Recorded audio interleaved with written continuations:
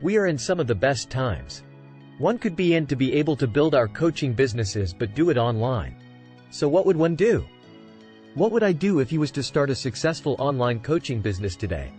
First step is to identify what is the result I want to drive for my particular market. Most of us start our coaching businesses without actually identifying what is the result that we are driving for our market for that matter. Most of us are not even clear what our market is.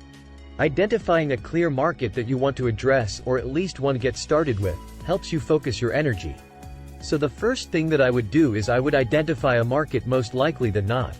I will choose one of the most profitable niches that is in 2023, which is small businesses, and start with that market.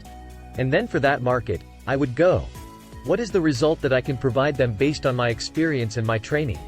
I'm somebody who's really good at helping small businesses turn a great profit while building sizable teams and generating even more revenue. So that's probably where I would start. I would either make my main story around helping companies grow revenue, turning a better profit. And I would target my marketing and my content and my conversations online mostly around small businesses. Now, if you're not a business coach, that's still perfectly good. If you were a life coach, focus your attention towards what is that result that you can drive for your clients. For example, say you are a life coach that is really good at helping people build more confidence, then become a confidence coach for a market that is lacking confidence. You may say I help individuals that are in jobs, or women who are in jobs at C-level positions to build more confidence, or maybe you're somebody who helps men have more confidence in their relationships. It doesn't matter what you pick. What matters is that you pick something, because once you pick something and you define the outcome that you are going to drive for that market, it makes the next step easier. Second step is content platform and content model. You see, to be able to create new conversations in the online space, in the online marketplace. To build a coaching practice, you must be able to deploy a lot of content, a lot of transformations for people even before they have a conversation with you. That's the beauty of online presence. You don't necessarily have to talk to people for somebody to experience an outcome. For example, me communicating this video to you is going to create a transformation for you. It doesn't mean that we have to sit down and have a one-on-one conversation. This could happen while you watch this video, take your notes and define how you are going to create a successful online coaching business. It is that simple. But for me to be able to deliver that, I have to know what's my content platform. Now, you want to find out what is the content platform and what's the content model that you are most comfortable with and you are willing to deploy and test and figure out, so your audience that you found the market that you want to address can find you. Now, how does one find what content format and what content platform to use? It's pretty straightforward. There's a natural and information that you have. You are somebody who really likes talking to other people. Podcast might be a platform if you are somebody who are good at videos, but take a little bit longer to explain the concept. Maybe YouTube is your platform.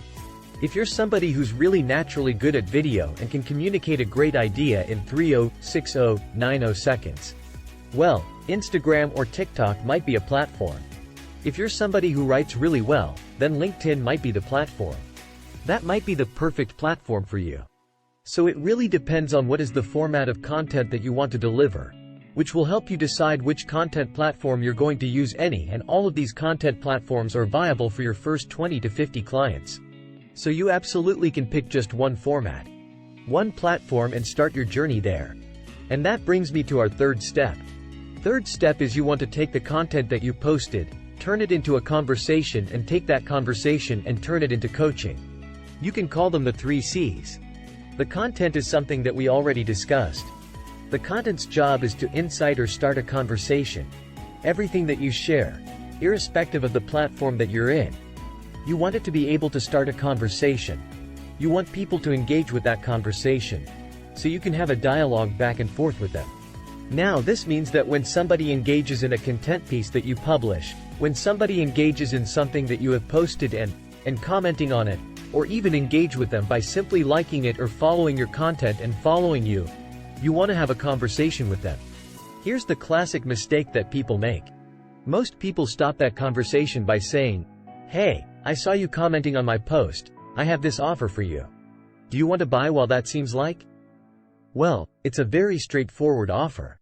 When somebody meets somebody online or offline, there is no immediate trust that is established, and without trust, we don't really purchase anything.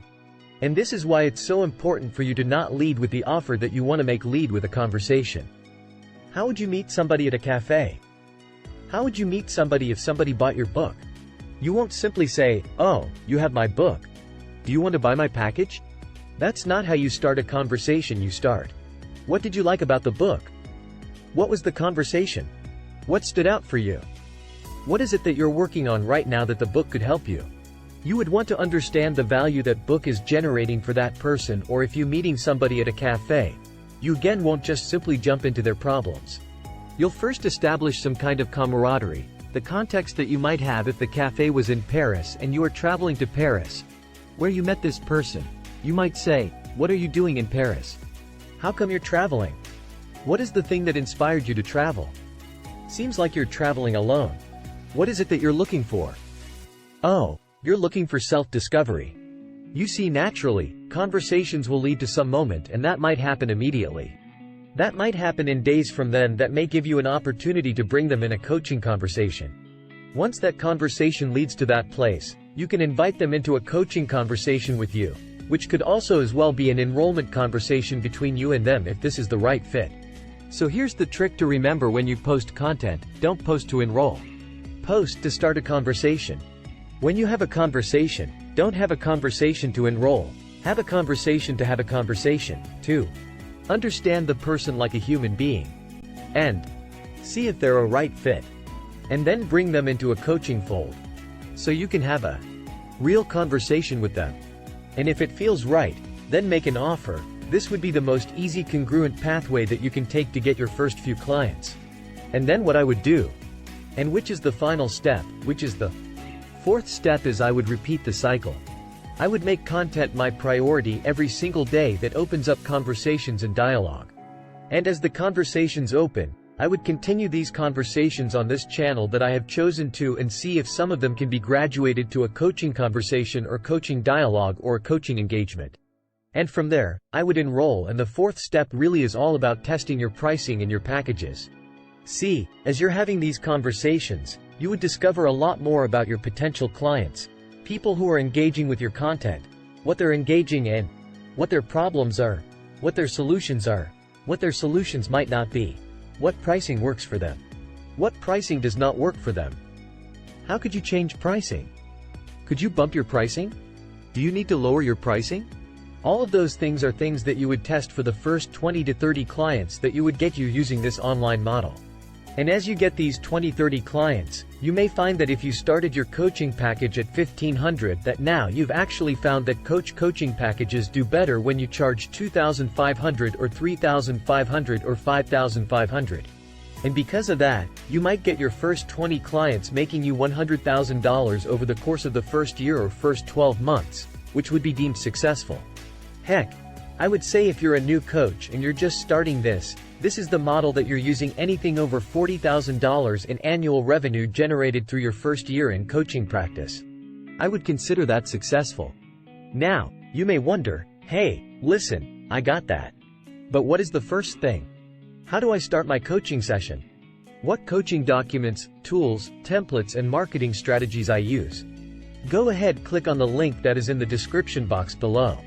That will take you to the next level of coaching with premium coaching services. Something that you feel that you're so aligned to that you're ready to get started.